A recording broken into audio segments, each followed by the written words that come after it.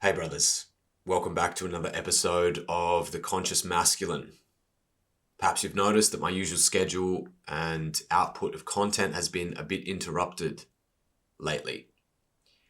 Well, that's because I've just returned from two incredible men's retreats. One of which I was running myself with my co-facilitators down here in Tasmania, which was the Wildman weekend. And the other was the massive gathering of men with around 200 men over the course of 4 days up in Queensland, Australia. I got so many deep insights and went through these incredible internal processes from these experiences. So I really want to share some of that in these episodes. I want to give you guys and let you into my process and explain some of the major takeaways that I received from these experiences and share them with you so you can hopefully catch a little bit of the fire or the spark that lights the fire inside of you. If you've never done a men's retreat before, hopefully this episode will serve as a primer to open you towards the idea. Perhaps it's going to plant that seed, which will one day grow, and you'll find yourself committing to and exposing yourself to this incredible kind of experience. Following my work, or you're simply interested in men's work in general, I think you'll find what I'm about to share very, very potent and very insightful. And perhaps that's going to help you to understand yourself and some of the processes that you've been going through in a much deeper way. Perhaps you've recently had men's experiences like retreats. Perhaps you were at the gathering of men with me and you're tuning into this podcast. And hopefully what I share will help you to connect some additional dots and put together some pieces of the puzzle and see things from a different angle and deepen and enrich the integration process of your experience. It's really important to emphasize that the integration process after a men's retreat is something that takes weeks, months, perhaps even years. So first up, I want to talk a little bit about Wildman Weekend, which we ran, now it was a few weeks ago. This was a small weekend, very intimate experience with a group of about 11, 12 men. Spending time in nature, camping out in the wild, unplugging ourselves from the usual routine, disconnecting from our digital devices. And there is a profound release from the stress, the constant dopamine hits that we get from being so plugged in to these devices and social media. And these kind of retreat experiences where we get to just immerse ourselves in nature, strip ourselves back to something a bit more rustic and rudimentary. This satisfies a very essential, somehow primal need that exists inside of us as men, which is for the longing, the deep longing that we have to spend time in nature with no demands. Simply being out in the elements, being out in nature, sitting around the fire, in a group of intimate, open-hearted men, sharing stories, bringing up our trials and tribulations, supporting one another, holding space for one another. This is profoundly regenerative. We've been so conditioned to exist in the concrete jungle, in the online space, which has amazing benefits, of course. No denying that. There is a certain comfort, a luxury, a meeting of many of our needs that exists in modern society. We don't have to deal with a certain level of depravity, exposure to the harshness of life. Modern society insulates us from a lot of that. And at the same time, it has a lot of drawbacks because we lose touch with nature. We forget the essence, like the essential practices, the skill sets that we needed just to survive out there. And we become very excessively mental. We exist up here a lot. So exposing yourself, committing to a men's retreat, going off into the wild, whether it's a hunting trip, whether it's an actual men's retreat. Hey, you could go camping by yourself in nature to scratch that itch. And I guarantee you'll return feeling less stressed, more connected with yourself. You've had more time to just sit with your breath, meditating, contemplating, looking at the stars and asking yourself some of the big questions. It's beautiful. It's so nourishing for the soul.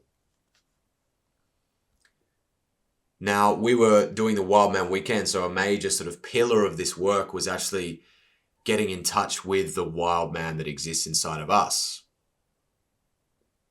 Cultivating this primal warrior. We were sharpening, harvesting spears from the forest, sharpening them, throwing them, sitting around the fire, talking, doing warrior activation. So really like getting into that hunter mindset, the warrior mindset. Very powerful, very, very powerful. Using your voice, roaring, screaming, feeling strong, feeling, imposing, feeling dangerous. So many men in the modern world feel terrified of conflict. We've been conditioned to be afraid of being too much, too aggressive, too angry, toxic. And while there is plenty of that in the world, there is so much damage caused by unconscious men. We don't want to throw the baby out with the bathwater. We need to have a sword that exists. We need to have access to the sword. We need to be able to pull out the sword that exists in the scabbard that we hold by our side if and when we need it.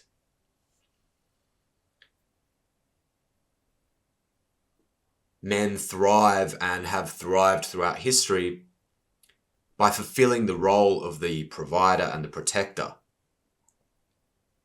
Now, in the modern world, that doesn't necessarily mean what it used to mean. It's an evolving concept. There's different things to provide and there's new ways of protecting. We don't necessarily need to simply be aggressive. A lot of women these days don't need us to provide necessarily financially. They need us to provide in other ways, emotionally, spiritually. So there's deeper layers to this. It's not just a surface level concept. It's up for interpretation, and we each have our own definition and interpretation of what providing and protecting means. But I think so many of us have felt that role of protector somehow stripped away from us. So many women these days are in the boss babe, more feminist, influenced version of being a woman in the world today, and that's great. They had to liberate themselves and challenge and redefine those gender roles. And in a similar way, we as men need to evolve too. Our notions and definitions of what it means to protect and provide need to evolve in concert with women. Women don't necessarily, or many, I can't speak for all women, but many women that I see online and who I speak to in person, don't expect their man to be the traditional version, the old school version of the masculine protector provider. They're looking for a more integrative man who has balanced his feminine side with the masculine qualities. They want a man who is emotionally intelligent and open and intuitive, who still has a connection to that capacity to provide, who can still be strong enough to show up and protect her when needed. And that's something that I learned the hard way because my culture never gave me that. So through these retreats, through men's work in general, I've been exposed to a version of masculinity and a form of masculinity which resonated with me, which called me forward into a deeper, somehow updated version of these concepts.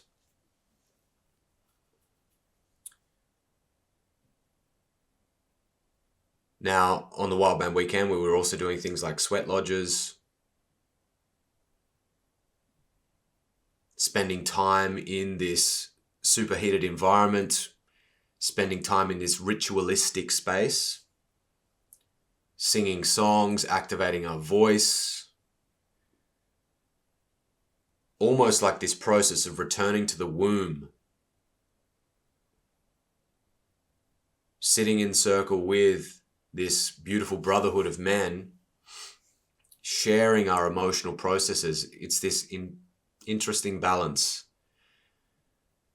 of somehow stripping ourselves down and being somehow vulnerable and emotionally exposed because we're going through this intense experience which brings up a lot of stuff. And at the same time, challenged in a way, as if the limits of our comfort have been pushed. And in doing so, we're forced to develop some new capacity, a new capacity to hold intensity, to hold sensation, to hold discomfort.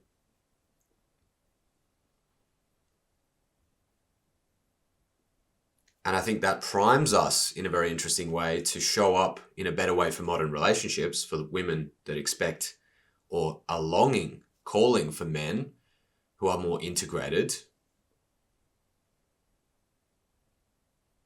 who are somehow emotionally in touch with themselves, and at the same time, they have a grounded, present capacity to sit with intensity, to sit with emotion,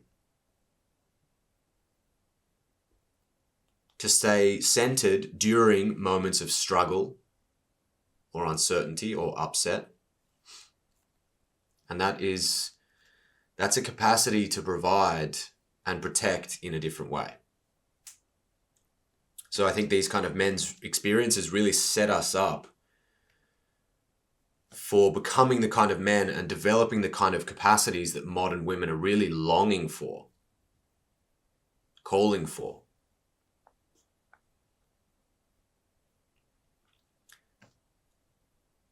Another really interesting insight that I had from the Wildman weekend was this fascinating process of the wisdom that emerges from a group as we sit in circle where, discussing this concept of the Wildman, this archetypal representation of masculinity that we've somehow lost connection with. And obviously I have my own philosophy around this. It's a concept that I've been relating to, in a sense, because I recognize that I was missing this in my life. I grew up in a city. I work online. I have a comfortable house. I don't know how to survive in the wild. I've lost touch with traditional practices, the customs, the songs, the rituals, the sacred space, the process of initiation. This is not something that I received as a boy growing up. This is something that I found my way to later in life. But for most of human history, this would have been part and parcel, just a part of the group, a part of the tribe. sitting around sharing songs, talking, role modeling, teaching, learning, receiving the wisdom of the group. You know, today we live in very nuclear sort of families. My house is here, my neighbors are over there, we barely know each other. Okay, I have pockets of people around me that I'm connected to and I have deep connection with, but I don't have a feeling of a sense that I live in a tribe. The community that I'm a part of is very dispersed. A lot of it's online. And that we're missing something there. You know, we're missing something. So it was very beautiful for me to observe that as we sat in circle and over the course of numerous days and nights together, that there sort of started to emerge this very fascinating form of wisdom. Because the wisdom of the collective and the group is much more than any one member. So as we sort of continued this evolving conversation over the course of the days, I noticed that one man says something. He shares a bit his story. That triggers something else in another man who's like, oh, that reminds me of this. And here's my take on that.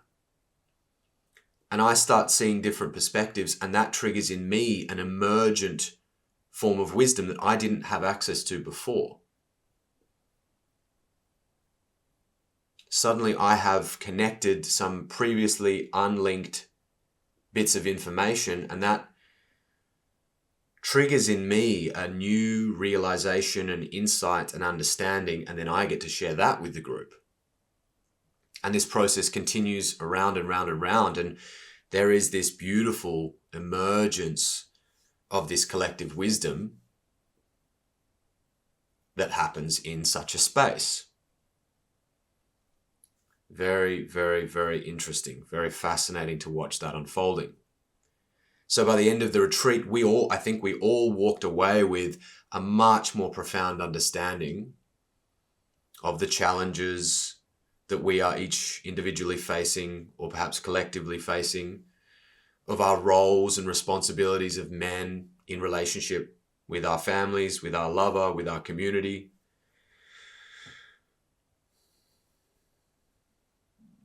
We all walked away with a deeper understanding of who we are. Like we'd mapped out and uncovered a little bit more of reality. Very powerful, very interesting to watch that sort of that taking place, that process. And that's not unique and sort of special to us. You know, I think that happens in any sort of collective group. So be aware of that. Be aware of the power of that and start seeking that out. Because yes, we can be very wise, we can be very intelligent, we can have a lot of knowledge in us, but we are just one person. And the more that we expose ourselves to the collective, especially in a kind of sacred space or an educational space, this rapidly increases the integration of knowledge. Now, one of the beautiful things about men's circles and retreats in particular is this amazing capacity for deep healing. Because we're not just talking mental concepts, we're talking about deep emotional processes. We're actually designing and going through a series of activities that are specifically geared towards bringing stuff up, digging deep into the shadows, into the recesses of your subconscious mind, pulling stuff out and putting it into the light. And then we share that, then we examine that, then we open that up into the group. Other men are having their experiences, they're sharing their stuff, you have your experience, that is bringing stuff out of you.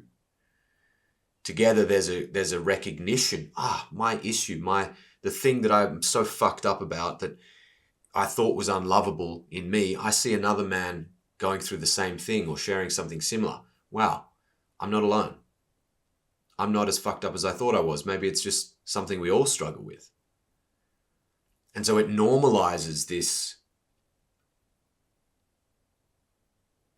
It makes it okay. It makes it something easier to talk about. It makes it easy for us to accept and love ourselves because we are constantly just being mirrored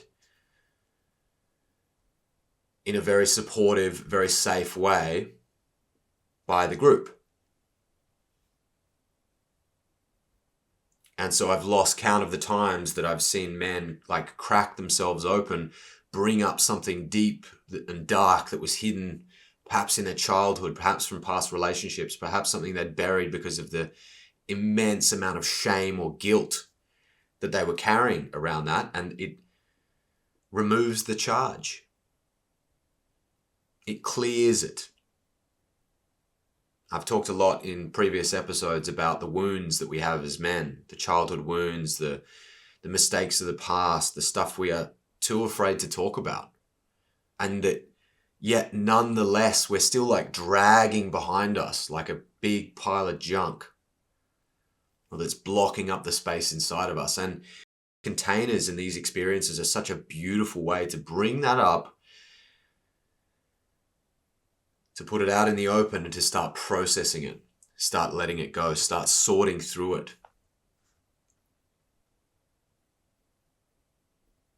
And it's these kind of the processes, the activities, the things like the sweat lodge, the warrior activations, the deep conversations that create the space for us to dig in, pull it up, get it out, and integrate it. You know, this whole channel, my whole work is helping men to integrate all the various different parts of themselves so they can show up whole, complete, authentic.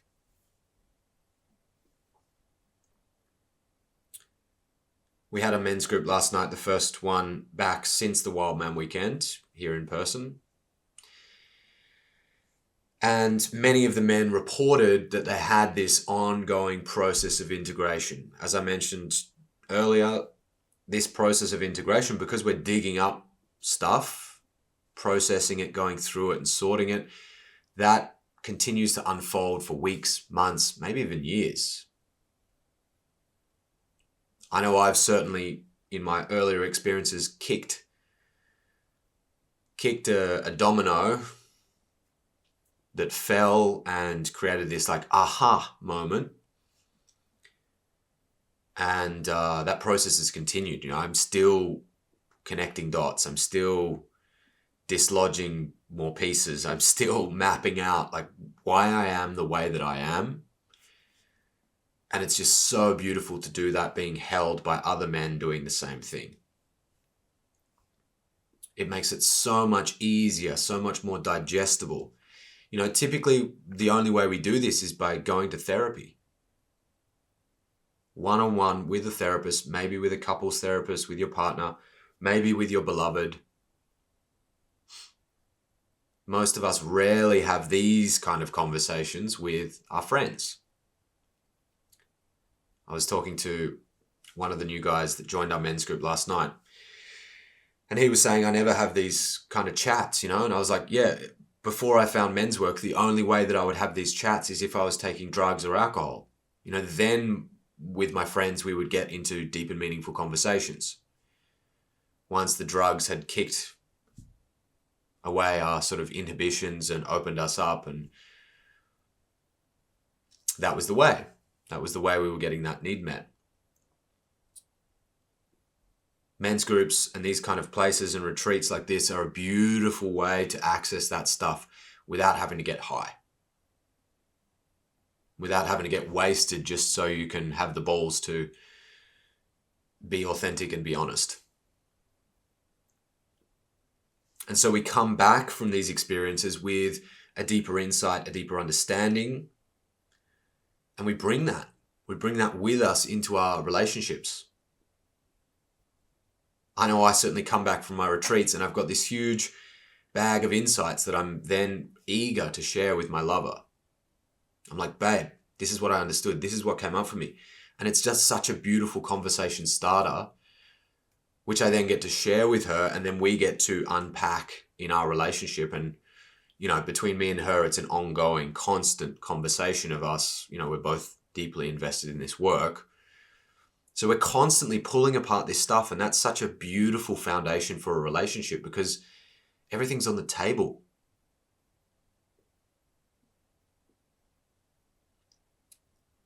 Neither of us are perfect. We both love each other in our imperfection, and we're both committed to this unfolding understanding of who we are and how we exist together in relationship and how we function together. And as I've talked about many times before, we've fucked it up. We've made many mistakes with that. But there is this commitment to ongoing growth and this gradual unfolding into love, into deeper intimacy. And this work, it's so supportive for that. And I constantly hear women like pushing their man into this. I was at dinner the other night with one of our new guys, and I mentioned that I'm running a men's group, and his fiance was like, "You should go. Like she couldn't push him out fast enough." And yeah, I think women sense there's an intuition of the feminine which senses that men need this. Men need to process their stuff, not just with their woman, and there's stuff that we talk about in the men's groups and on retreat that you cannot, or perhaps do not want to, or don't feel comfortable discussing with your partner. Last night we were talking about sexual shame. At the gathering of men, we dealt a lot with shame and the stuff that we're ashamed about. And men, we have a whole fucking history of shameful things that we've done growing up as, boys going through puberty, turning into young men, conquesting women, porn addiction, prostitutes, the size of our cock,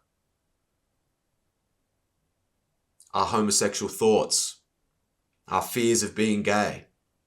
There's a lot of stuff there we don't necessarily want to bring up or process in our relationship.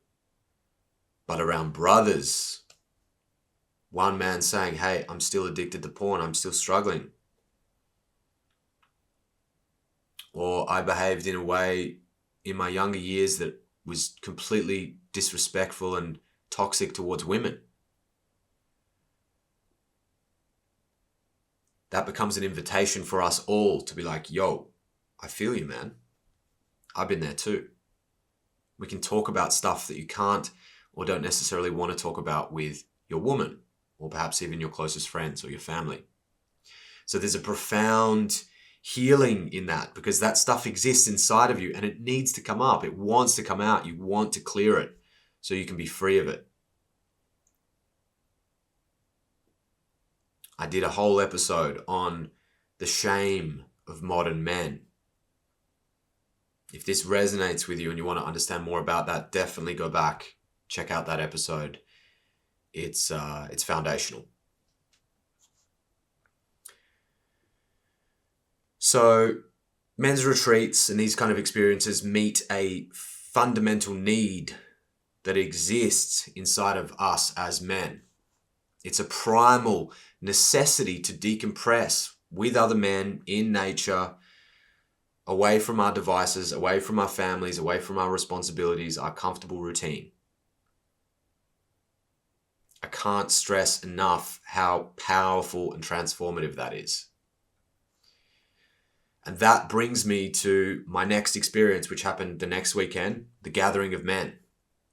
Now, I've done a number of big men's events before, 40, 50 men, up to 70 or more men over 3-4 days. But the Gathering of Men was a whole other level. Just being in the presence of 200 or more men over the course of 4 days was such a powerful experience. It's very rare that we actually find ourselves in such a setting in the modern world, right? Now, back in history, Perhaps it would have happened a bit more frequently. Men go off to war to fight together. In modern culture, perhaps it happens in business or perhaps in sporting events. We could be around large groups of men. But it's a whole other thing when men are coming together to do deep healing work and work around the development of conscious masculinity. Totally different. So one of the biggest insights that I had was really the recognition of the power of perspective and the wisdom that we gain and accumulate by exposing ourselves to many different perspectives. I've talked a lot about in previous episodes that learning is about perspective taking. It's about exposing ourselves to massive amounts of experience. The more perspectives we can take, the more we expose ourselves to experience, the more we learn, the faster we learn, the deeper our learning becomes. So engaging with so many different men from all walks of life, seeing them go through their processes, hearing them tell their stories, it helped me to connect all these different concepts, to form new mental associations, to connect different dots, to see things in myself through other men, to see the patterns emerge from the whole, so to speak. We did various massive group experiences. We did a lot of work around shame, as I mentioned before, in which men got to step into the circle. You know, we're in this huge big ring of men standing around, and we each got to step in and own different things that we were ashamed of. Body weight, body size, cock size, sexual orientation, fuck-ups in relationships, you name it. And it's so powerful to see men stepping in and being like, yeah, that's something I struggle with. That's something I'm holding shame around. Because when you see 200 men confronting their shame, you don't feel like you're the only one. Your problems are not unique to you. It's such a beautiful invitation into accepting the parts of us that we thought were dysfunctional, unlovable, not enough, ugly, toxic.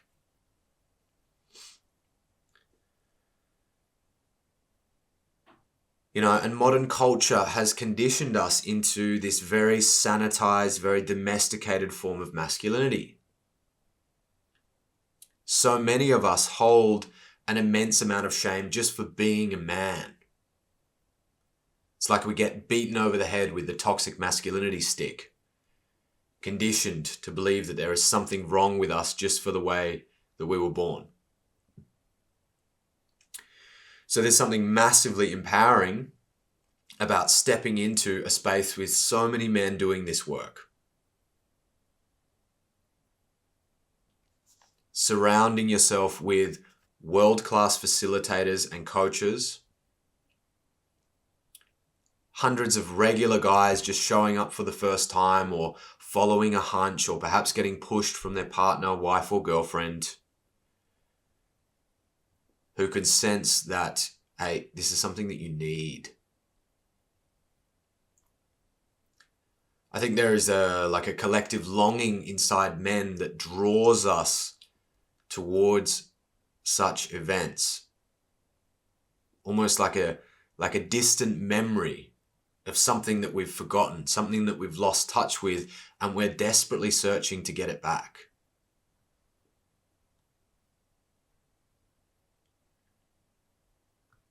The collective wisdom of 200 men is like calling forth the power that exists inside of us that has been repressed.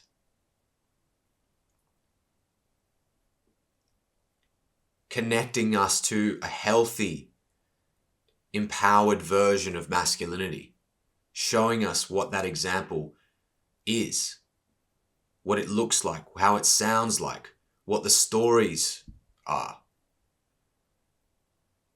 So we can emulate it and embody it and take it back out with us into the world. I saw just countless men celebrating their masculinity, honoring the goodness that exists inside of us as men, and vowing to return back into the world with more dignity, more confidence, more self-respect. Taking responsibility for their lives, their problems, their fuck-ups. None of us are perfect. We don't have to be perfect. It's okay to make mistakes. It's okay to fuck things up. You just want to be able to keep picking yourself up and taking another step.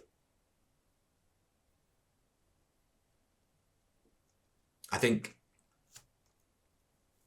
meetings like this, events like this, calls forth the very best inside of us, the parts of us that want to do good in the world, that want to share our hearts, that want to show up with strength and honor and dignity and determination for the ones that we love, and to be an example, a shining example of masculinity. To give men a good name. And it certainly did that for me. I left the gathering of men feeling utterly inspired and motivated to continue this work, seeing that there is this immeasurable value that it brings into the lives of men. And hopefully you're feeling that. And beyond them, beyond the men that it impacts directly, that ripples and spreads out into our communities, into our families, into our intimate relationships. At the gathering of men, we talked a lot about this ripple effect of doing this work, spreading outwards and touching the lives of hundreds of thousands of other people, perhaps even millions of people indirectly. And I don't think that's like an over-exaggeration at all. You know, we have these amazing devices, we have social media, we have ways to transmit a message. I could share a video and it reaches 10 million people. I think my account on Instagram has already reached like 30 million people, something like this. So it's absolutely conceivable that the impact of this work can really start to change the culture. And it's definitely doing that. The fact that it's becoming more mainstream, the fact that so many men are seeing the value in it, the fact that these events are proliferating, becoming so accessible, it's a beautiful thing. It's a really powerful thing that is helping to rebalance and reorient the associations and the cultural perception of masculinity. It's like, yes, we can acknowledge that traditional gender norms and the way things were structured in the past needs to evolve. It served its purpose. Women emancipated themselves from that and reclaimed their power. Now men need to step up and we need to balance that. We need to reclaim our power because it has been stripped away. And that sort of brings me to another really powerful takeaway from the gathering of men, which is the power of rites of passage. There were several young boys, several fathers who brought their sons, boys that were 16, 17, 18,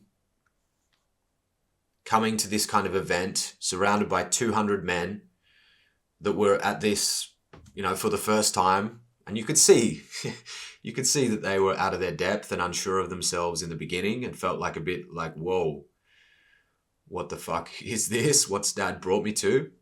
like they'd been dragged along to something somewhat reluctantly. And of course, it would be intimidating. I'm sure as a boy, if I was 17 and I'd been brought there, I would have been shitting myself. However, by the end of it, these young men were striding confidently into the center of the circle of 200 men surrounding them and claiming their fucking manhood. So beautiful to watch that, like so powerful, so heart-opening, because our culture has lost this form of initiation for the most part. We don't do that with our young men. Our young boys go through a school system which is dominated by female teachers. It's dominated by this modern kind of culture which is very politically correct. It has a lot of this social equality messaging, and boys are not really celebrated for their maleness. They're more like tamed down and told to be good boys. That's why we exist in a culture of a generation of nice guys and people-pleasing men.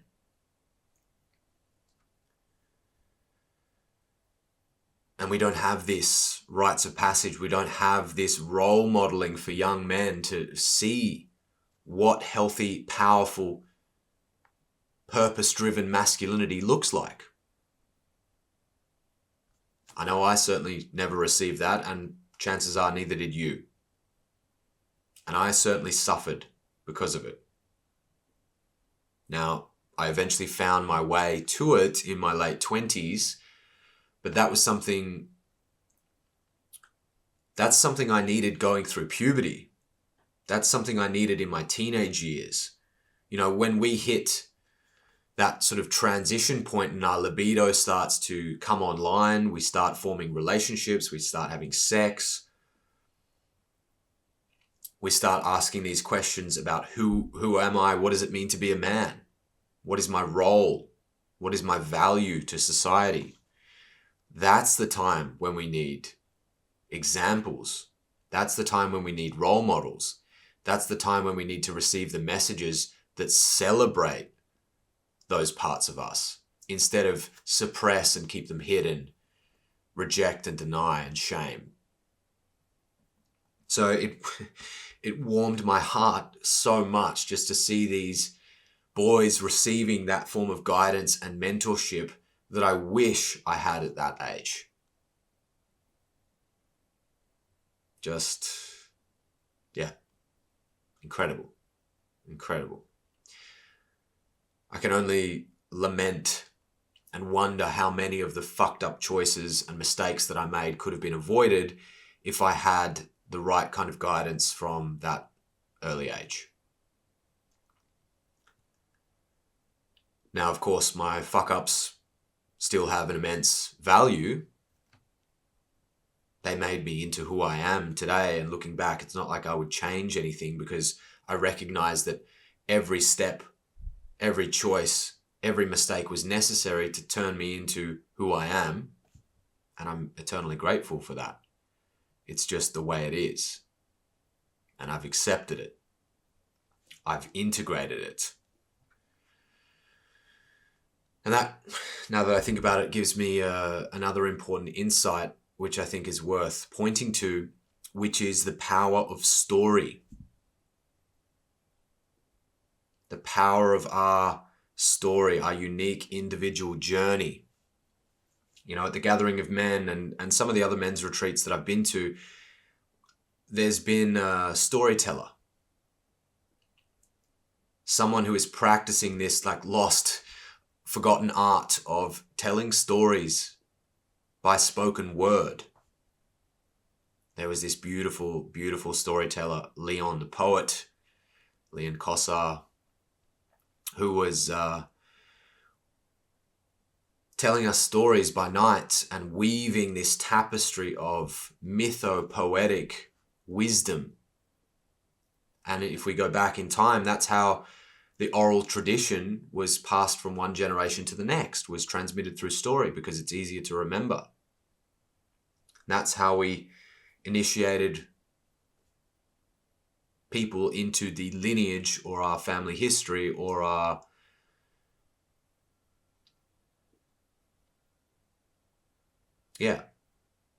the wisdom of our tribe, and transmitted the lessons that history brings us so we don't hopefully repeat the same mistakes.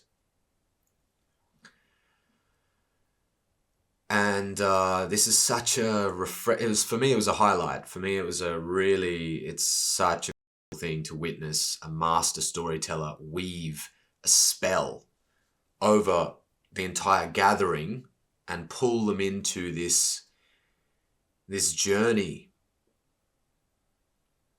this compelling archetypal representation of some of the biggest lessons that we can take from life, from love, from relationships, from the struggles we face in the human experience.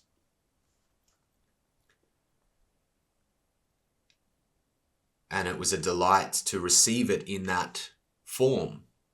It was so meaningful, so poetic, so deeply touching and evocative that it really stays in a very special place inside of my heart.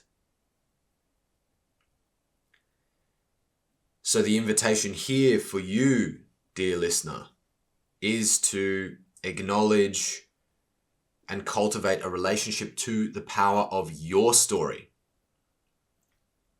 The wisdom, the deep, deep wisdom of your experiences in life.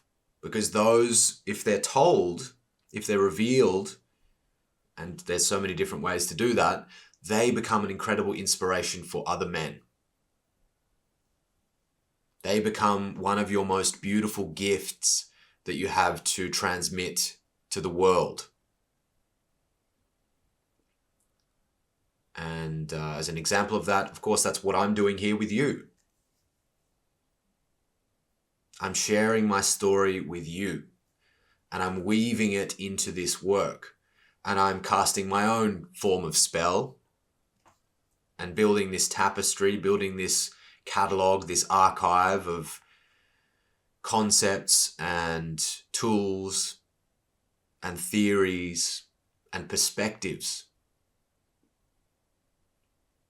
Through me, you are gaining access to all of my life experiences and the stories that I'm telling you, condensed into this digestible little soundbite, this little package of information that I'm like, you're downloading it into your brain. Pretty cool, hey? And hopefully you're following this because you find it compelling.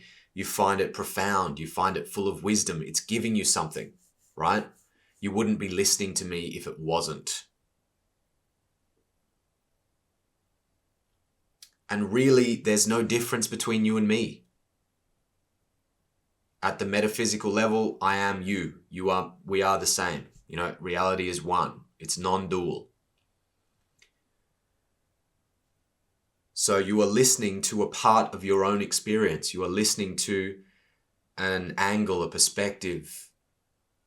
You're just unlocking something within yourself. My words land in you and trigger this unfolding, expanding understanding. And this transmission from me to you, or from you to yourself, if you want to look at it that way, that's really powerful, and it starts to be integrated into your story, which you can then share, you can then, communicate it in your unique way. You might express something to your lover, something might click in your mind because of something that I've said, and you can go and transmit that to your son or your daughter or your father or your men's group. It will connect and synchronize with your life experiences, and it's going to impact you in a very unique, specific way, just like Leon's stories and poetry did with me, which I'm now disseminating to you. And so this is a very sort of interesting web of understanding that starts to unfold. It's kind of fascinating, right? So never underestimate the power of your story and what it can do for others. You never know who's listening, how it connects, what it unlocks. And the biggest mistake or limiting belief you can have is that your story isn't that special. Your story is not important. Who would find it interesting? You don't have to be a genius. You don't have to be a teacher. You don't have to be a coach. Sometimes it's the most humble, the most authentic, the most, the least pretty or dressed up or embellished stories that create the most profound effects. I hear this all the time in the men's groups that I run. It's like some guy, one of my brothers, just shares something from his heart, like, hey, this is something that happened to me. I've just understood this. Here's how it's affecting me. And I'm like, bam, like a knife in my heart. I'm like, fuck, brother, like that is so beautiful. That's such a gift, It's such a profound gift. So being at the gathering of men was just like this immense unfolding, so many different stories, so many different perspectives, because there was simply so many men there. So many unique angles and life experiences woven into this epic tapestry of man's search for meaning and man's collective experience of life and man's confusion about what it means to be a man and the triumph, the victory, the celebration of the beauty of being a man.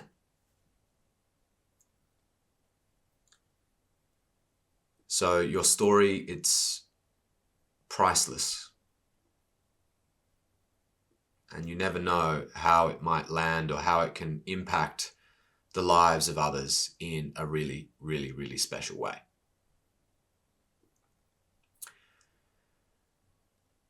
The last insight that I want to share in line with this is that, there's a profound necessity in being challenged. We need to surround ourselves with men who call us forwards and who call us upwards.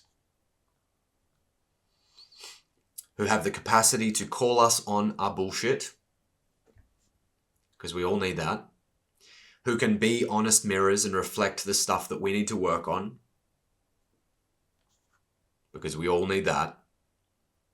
And not from a place of ego or judgment, but from a place of deep respect and love.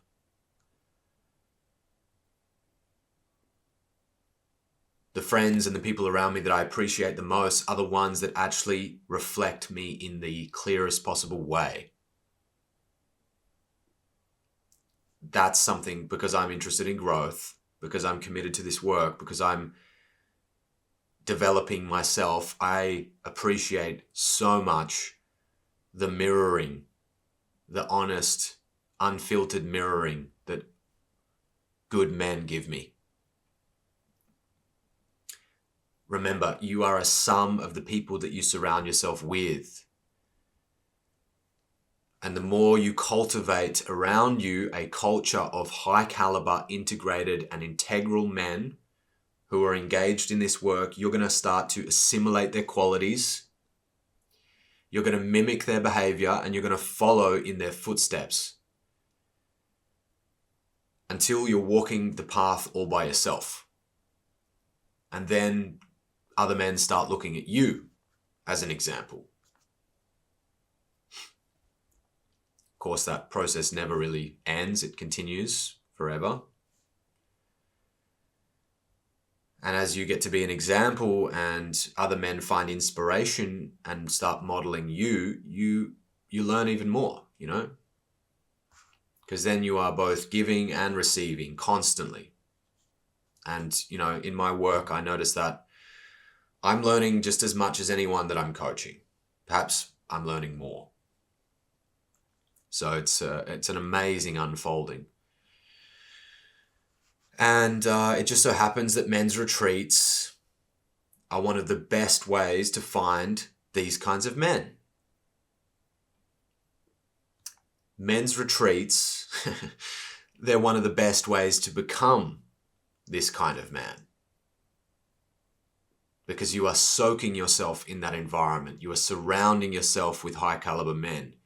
You are putting yourself in connection with facilitators, coaches, men who have their unique gifts. Could be nothing to do with this work. They might be a master of massage, or they might have shamanic wisdom, or they might have a trade or craft that they can teach you, or that they simply bring and you can receive a certain transmission of their knowledge and their unique perspective on life. It's so powerful. So no matter where you are in the world, there are groups of men meeting. There's men's circles, there's retreats, there's coaches operating. And look, if you can't find something local, start with something online. Ideally, you want to have a balance of both. Now, I love the online work because you can access it from your fucking living room. You can plug into this environment instantly and surround yourself with unique perspectives, unique men from different cultures from around the world. And it's so powerful because it's so instant. You just log on and boom, you're face to face with awesome men. And it's also very important to have something in person as well. I really can't stress that enough. You want to have some face-to-face, heart-to-heart, eye-to-eye contact with high caliber men, because this offers you a different form of transmission. There's things that you simply don't get online that you get from being in the same space. Body language, cues, touch, sensation, raw, connected emotion. So there's pros and cons to both, and that's why I recommend having something you can access online and then go to every week or once a month. Join a men's circle outside that and connect there in person when you can. Join a men's retreat every 3 to 6 months. There's definitely stuff happening in your area. Hunt that shit down. Lock it in. Carve out time for that. And once a year, join the biggest men's retreat that you can find. Once or twice a year. Carve that time out. Commit to it. Find a big gathering of men and go. You definitely won't regret it. Trust me. I can honestly say that nothing has changed my life more and transformed me more than men's work. That's why I promote it. That's why I'm walking this walk. That's why I'm sharing my story, my wisdom, my value with you guys. All of the lessons, perspectives, and insights that I'm gathering along the way, I'm transmitting to you because this is a way of me deepening my own understanding. This is part of my process. You'll have your own unique process and find that. Find what that looks like. And watch with fascination as it unfolds and transforms you in real time. It's fucking amazing.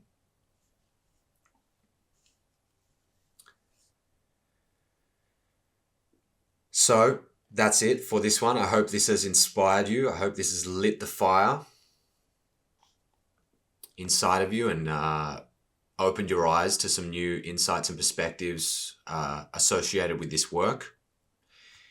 If you want to join an online men's community, you might like to check out the Conscious Masculine. That's my men's membership community, an online course. We're meeting every single week, multiple times a week, multiple time zones. You can access it from anywhere in the world. It has an incredible online course, this amazing repository of practices and guided exercises and homework that will set you on this path and set you up for success. If you want to dive deeper and you feel like you need a coach in your corner and you want to really get that honest, high definition mirroring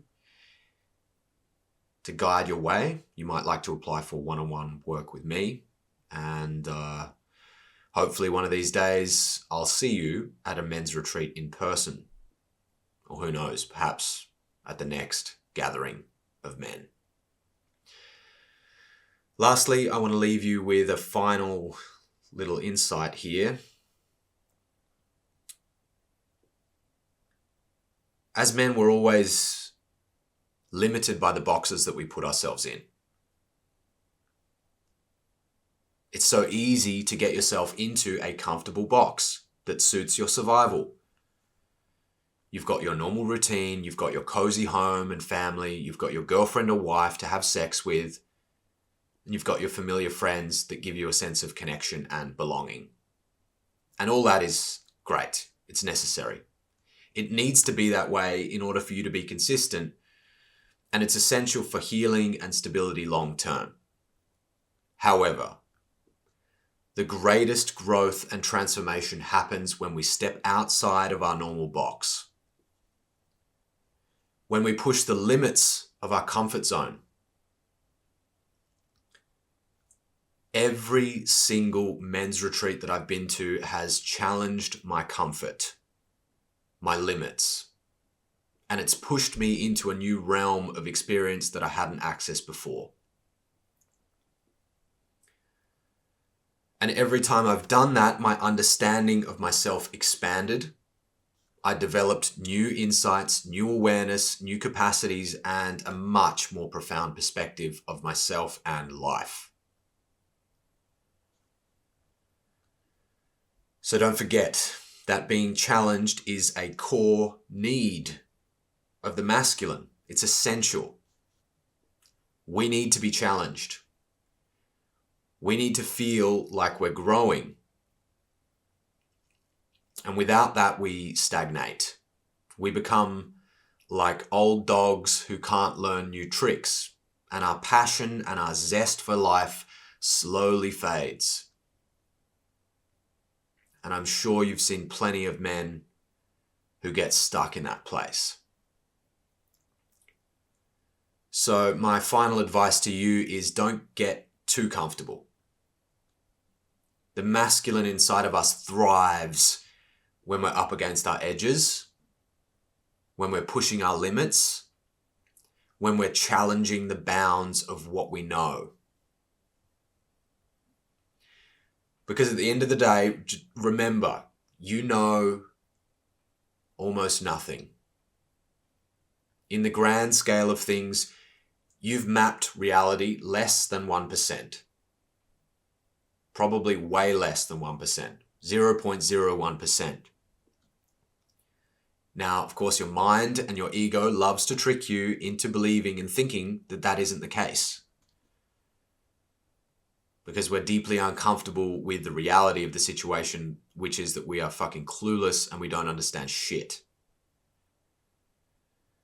And if you believe otherwise, you're full of your own shit.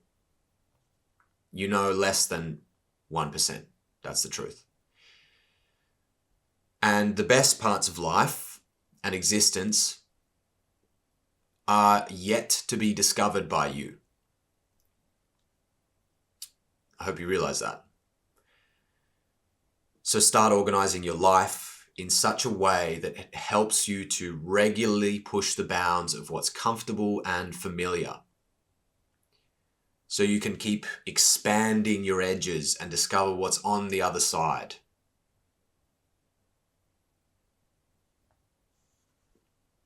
Because there is so much that is on the other side of your comfort that is just outside of your awareness at this stage. And if you don't push beyond the comfort, you will never discover what that is, and you're going to miss out on the best parts of life. Now, this might sound a little bit like I'm exaggerating here, but I have discovered this time and time and time and time and time again. And every time I discover it, it's a revelation, and it's a smack in the face, because I'm like, oh, I thought I was knowing so much, and then I realize I actually know nothing. In many ways, that's the spiritual path. The most advanced practitioner is the one that admits he knows nothing. And that keeps him humble. That keeps him honest, because it's much, much closer to the truth. In an infinite reality, what you think you know is closer to nothing. It's almost nothing. Because even the stuff that you think you know, you've got it wrong. You're deceived, you're self-deceived. So we want to consistently challenge that and push the bounds, and that is one of the best parts of life, is those kind of recognitions, those kind of insights, those kind of revelations and epiphanies, is the holy fuck moments of like, oh, I thought it was like this and it's completely the opposite. I live for that. I live for that now. But it was scary in the beginning, and it had to be, I had to get comfortable with the discomfort. And on the other side of it is fucking ecstasy and bliss and profound revelation. And that's something I don't want you to miss. So that's it for this one, brothers. Stay hungry, stay strong, keep an open mind, keep pushing, keep exploring, keep searching for deeper understanding. Stay connected. Please leave a review or a comment, or let me know how this episode landed. I love hearing the feedback from you guys. It's like sunlight for me. I thrive on it. It keeps me inspired and makes me want to put even more into these episodes. I fucking love transmitting this stuff and getting in this flow and what it pulls out of me. And I hope it's landing in a beautiful way and inspiring you. So that's it for this one. I'll see you guys in the next episode. I look forward to hearing from you soon. Keep in touch.